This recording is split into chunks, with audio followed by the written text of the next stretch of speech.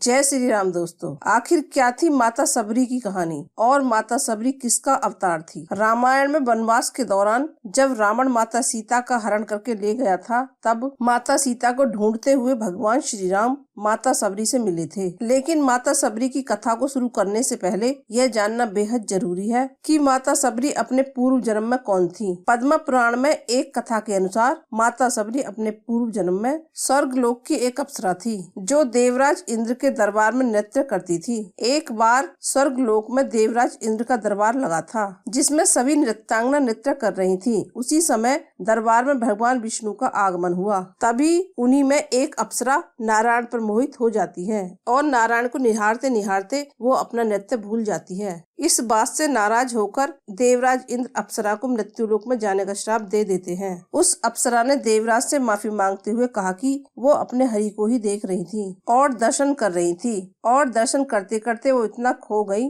कि उन्हें नृत्य याद ही नहीं रहा। देवराज ने कहा कि त्रेता युग में चौथे चरण में भगवान विष्णु अपना अवतार लेंगे, तब उनका दर्शन करके ही तुम अपने श्राप से मुक्त होगी। इसके बाद अप्सरा का जन्म एक रानी के रूप में हुआ, जिसका नाम परमहंसनी था। उनका विवाह राजा ऋतुध्वज से हुआ था। एक बार राजा और रानी कुंभ के मेले में गए। कुंभ के मेले में रानी परमहंसनी ने त्रिवेणी तट पर अपने लिए बनाए गए निजी घाट पर स्नान करने के बाद वहां उन्होंने ऋषि मुनियों को तप और यज्ञ करते देखा। रानी ने राजा से इजाजत मांगी कि वे भी ऋषि मुनियों के साथ यज्ञ और हवन करना चाहती है। राजा ने ऐसा करने से मना कर दिया। राजा ने कहा कि हम आम जनता नहीं है, बल्कि राजा है, हमारी मर्यादा है और हम ऐसे आम लोगों के बीच नहीं बैठ सकते। ये सुनकर रानी बहुत दुखी हुई और उसी रात्रि को त्रिवेणी घाट पर जाकर रोने लगी। उन्होंने भगवान विष्णु से प्रार्थना की कि अगले जन्म में उन्हें न तो रूपवान बनाए और न ही रानी। इतना कहकर गंगा मैया से प्रार्थना की कि उन्हें अपने अंदर स्थान दें। उसके बाद उन्होंने गंगा में समाधि ले ली।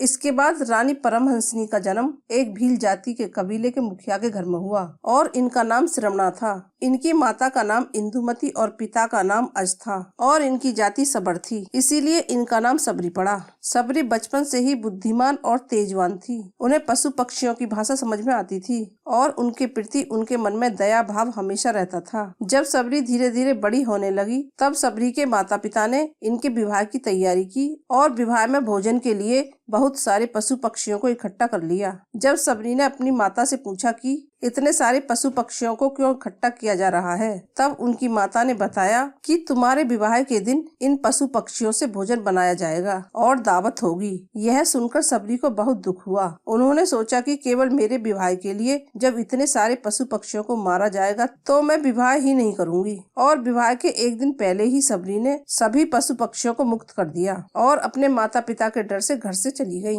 घर से भागकर सबरी ऋषि मुक्त पर्वत के पास गई, जहाँ पर उन्होंने 10,000 ऋषियों का आश्रम देखा। क्योंकि सबरी निचली जाति से थी, इसलिए वह ऋषियों से छुपकर उनकी सेवा करने लगी और उनके आश्रम में साफ सफाई करने लगी, साथ ही यज्ञ के लिए लकड़ियां इकट्ठी करने लगी। लेकिन आश्रम के ऋषि इस बात से हैरान थे कि आखिर उनके सारे काम कौन निपटा देता है। एक दिन तड़के सुबह ऋषियों ने सबरी को पकड़ लिया और जब ऋषियों को पता चला कि सबरी एक नीची जाति की भील है, तब उन्होंने सबरी को अपने आश्रम से निकाल दिया। तब मातंग ऋषि ने सबरी को अपनी पुत्री मानकर उन्हें अपनी कुटिया में रहने की अनुमति दे दी। जब मातंग ऋषि अपनी देह त्याग रहे थे, तब उन्होंने सबरी को बुलाकर कहा कि मैं अब अपना देह त्यागना चाहता हूँ, तुम श्री राम का भजन करना। तब सबरी ने मातंग ऋषि से पूछा कि राम कौन है, वो मुझे कैसे मिलेंगे। तब मातंग ऋषि ने कहा कि श्री राम खुद तुम्हारी कुटिया पर आएंगे और तुम्हारा उद्धार करेंगे। इसके बाद सबरी रोजाना भगवान श्री राम का इंतजार करती थी।